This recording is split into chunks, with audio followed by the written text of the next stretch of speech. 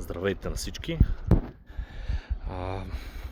Много от клиентите ме питат дали е редно върху стара хидроизолация да се лепи нова.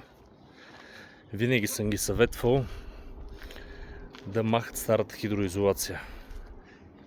Те ми казват, да, но майсторите не искат пари за махане. Това е скъпа операция, трябва да се доставят контейнери, да се плаща такса на сметището. Да, това е така. Само че ефекта от лепенето хидроизолация върху хидроизолация е следния. Искам да ви го...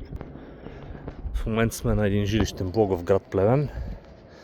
Тук са залепени 6 или 7 слоя един върху друг. Локвите стоят и общо взето остатъчната влага остава под съществуващата хидроизолация. Колкото и слоя да лепиш отгоре, отдолу винаги има влага и в един момент влагата надува хидроизолацията и води до компрометирани участъци. Затова съвет от мен: винаги махайте старата основа. Почвайте на здрава основа. Ако ви е харесало видеото, моля ви се абонирайте.